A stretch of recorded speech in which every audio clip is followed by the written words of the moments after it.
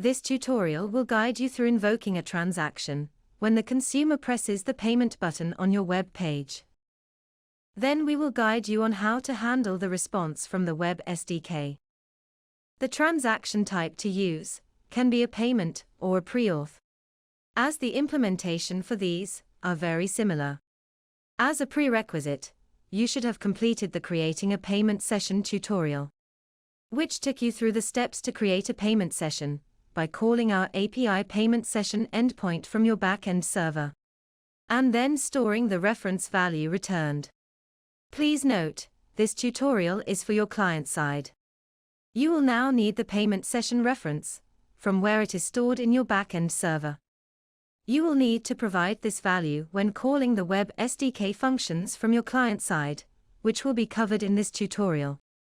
You should have also completed the tutorial on adding the payment iframe to your web page. As part of this, you would have imported and then created an instance of the Web SDK library, which you will use in this tutorial to call Web SDK functions.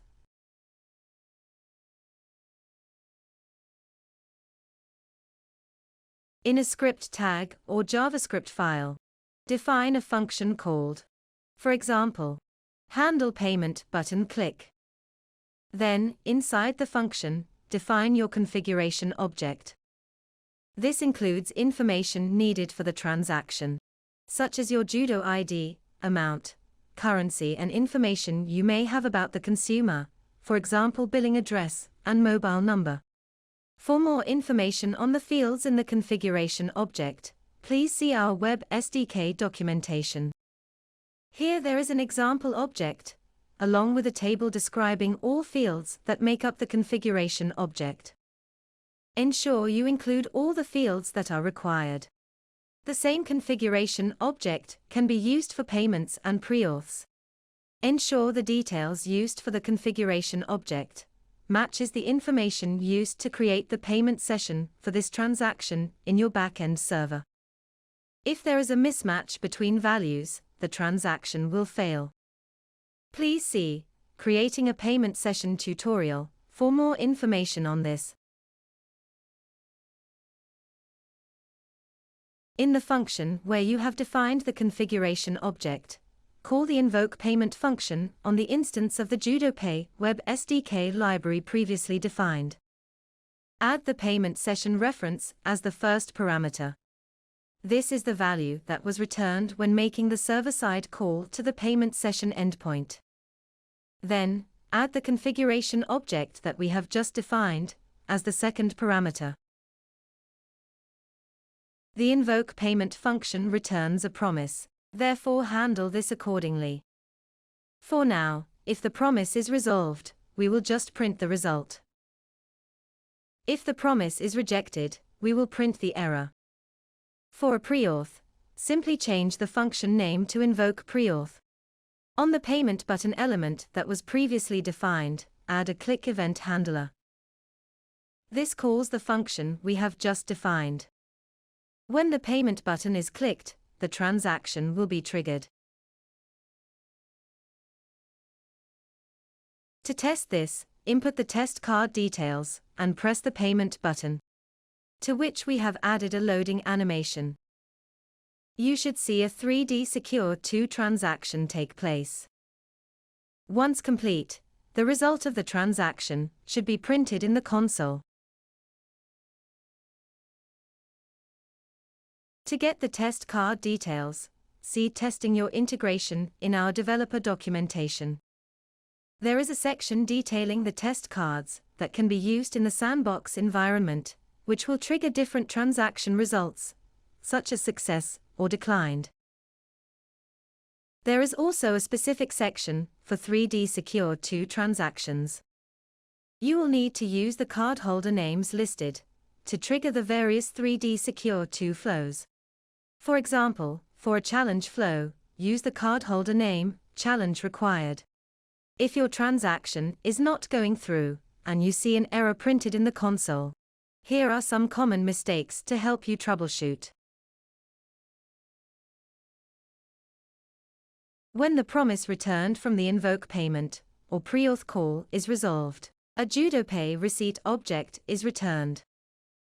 Even if the request has a status response of 200, it does not necessarily mean that the result of the transaction was successful. You will need to look at the receipt object's result field to see the transaction result. This example shows a frictionless issuer reject scenario, which is one of the negative scenarios where 3D Secure 2 authorization is rejected. Alternatively, when the promise is rejected, an error object is returned. This means the transaction did not go through successfully. The Testing Your Integration documentation also contains examples of the response object returned when the transaction request is successful and the promise is fulfilled. The response object contains information around the transaction, and importantly the result of the transaction, which can be, for example, success, error, or declined. You should handle the transaction result using the information in this object, and also display back to the consumer the result of the transaction. Typically, you may want to redirect to an outcome screen, where the result of the transaction is displayed to the consumer, along with information such as the amount and receipt ID. Here, we are destructuring the response object to extract the properties that we recommend you present to the consumer. Depending on the result of the transaction, we redirect to the relevant result page.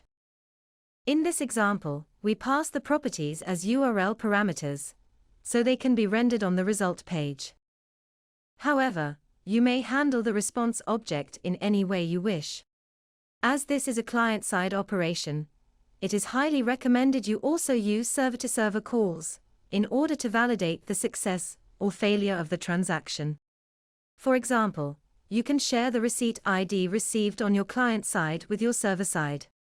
Your server side can then call the JudoPay transaction API endpoint using the receipt ID. The JudoPay transaction API will return the JudoPay receipt object of the transaction related to this receipt ID. You can then compare this object with the one received on your client side to validate the transaction. For more information on the calls you can make to JudoPay's transaction API, see our API reference documentation.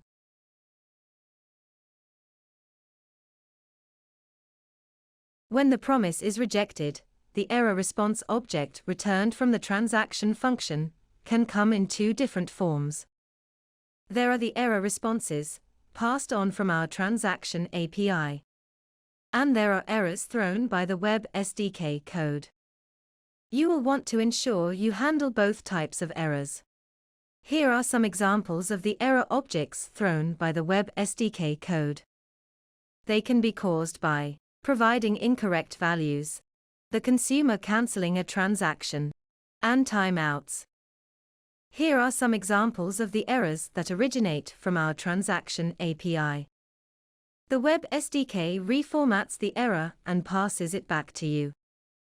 These errors are caused by the transaction itself, for example, incorrect payment credentials, or failure of 3D Secure 2. For more information on the error responses returned, see the Web SDK Error Responses section in the developer documentation. Here, it describes the two error types that are returned from Web SDK functions, along with a more detailed description of the format of the API errors.